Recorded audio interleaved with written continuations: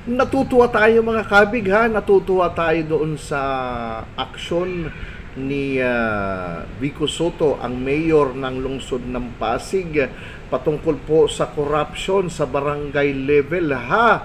Nako, nagbaba siya ng statement o winarningan niya ang lahat ng mga barangay officials na wag pamarisan ang ginagawa ng mga nasa gobyerno, nasa taas para po sa corruption. Totoo naman po yan mga kabig. Alam niyo po ba, alam niyo po ba, halos wala naman pong pagkakaiba yan sa taas at saka sa baba. Di po ba? Bakit po?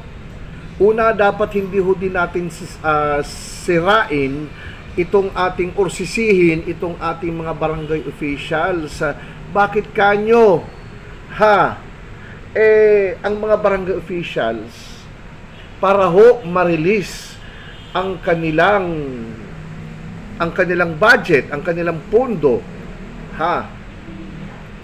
dumadaan pa po sa kontraktor din. Anong pagkakaiba ng kontraktor sa taas at ng kontraktor sa barangay? Actually, halos wala po. Ang pagkakaiba lamang po, dahil yung amount maliit kumpara sa national budget na ilalabas ng isang kontraktor. Pero ganun pa rin po ang proseso. Hindi ho mailalabas basta-basta nang hindi dumadaan sa kontraktor. Although sinasabihan po ang barangay ng DILG na po pwedeng mag-process, no, para mailabas ang budget ng isang proyekto, ng isang barangay. Ang problema po, bago ho maaprubahan, katakot-takot ho na pasensya na buwan na araw na pabalik-balik sa City Hall para po makausap ang mga dapat makausap, mapirmahan nang wala pong bayad.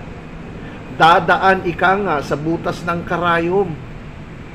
Pero kung dadaan po sa kontraktor, wala na pong ibang gagawin ang barangay official, ang kapitan, lalo na ang treasurer, ang appropriation, kundi maghintay na lamang.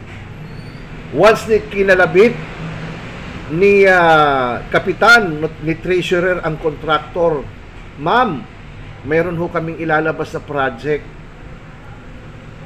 Sige, sasabihin ng kontraktor, okay, antayin nyo na lang. Gusto nyo, i-advance ko na. O ganun po ang kalakaran, ang sitwasyon sa pambaranggayan. Wala pong pinag-iba. Kaya dapat po tama ang ginagawa, tama ang sinabi ni Mayor Vico Soto na maghinay-hinay ang mga barangay officials. Huwag sumuong sa ganitong uri ng mga transactions para sa corruption. Dapat ho ang gobyerno, ang pamahalaang lokal, masabihan po ang mga kontraktor. Ano ho? Masabihan po ang mga kontraktor na tigilan nyo na ang pagmimidil, no?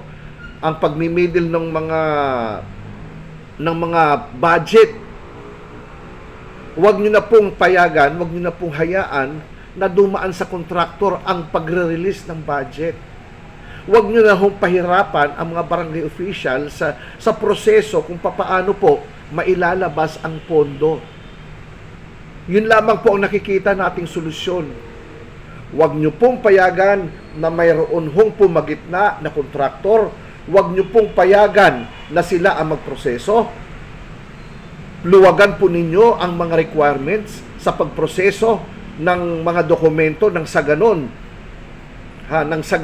ay mailabas agad ang pondo na kinakailangan ng isang barangay nang maiwasan ho ang pagdulog, ang paglapit, ang pagkuha ng serbisyo ng kontraktor para mailabas po ang pondo ng isang proyekto sa barangay. Mga kabig, mga katotok, kung inyo po nagustuhan ng ating talakayan ngayong umagang ito, mag-comment po sa baba, mag-like, mag-share, mag-follow, at higit sa lahat, mag-subscribe. Okay po ba?